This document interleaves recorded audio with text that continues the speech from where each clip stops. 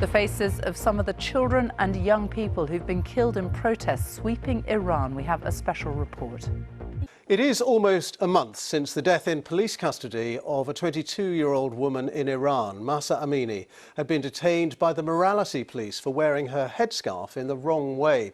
Well, her death has sparked 4 weeks of growing unrest across Iran, with women at the forefront of the protests, in which around 200 people are reported to have been killed.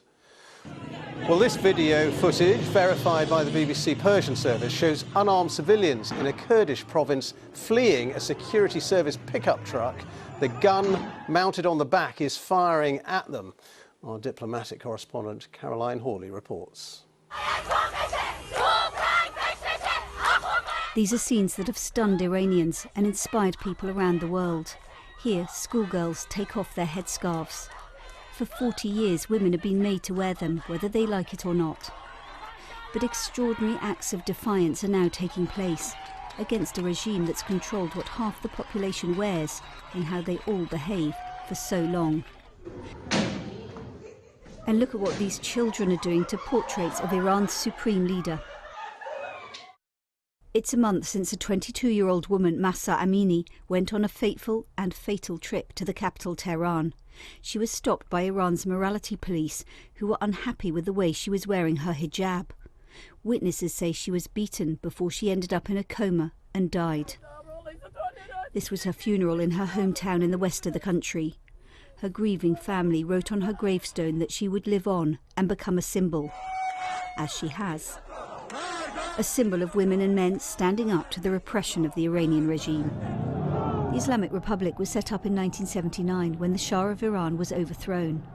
Not long afterwards, women were made to wear the hijab, though some did challenge it. The Shah pulled the chador down by force. These people are putting it up by force. The regime has successfully crushed all protest movements before now with brute force. But this time it faces a deeper challenge, as people from all walks of life say they want nothing less than an end to the Islamic Republic.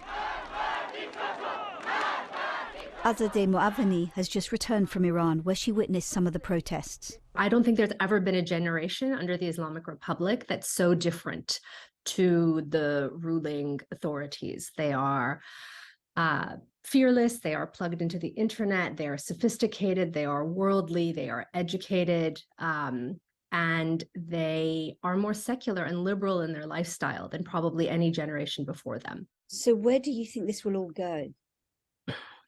It's hard to see things ever going back to how they were before. You know, the morality police, I think, will never be able to resume their patrols in Iran. They're forever tainted by having killed a young, innocent girl.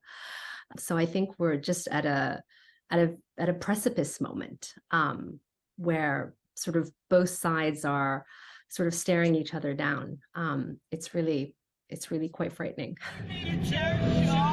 This 16-year-old Serena Esmailzadeh has become a new face of the protests, killed by security forces, as was 16-year-old Nikah Shakarami, their deaths only fueling Iranians' fury. Red paint on the hands of students in Tehran this week, powerful commentary on a regime now facing an unprecedented crisis of legitimacy. Caroline Hawley, BBC News.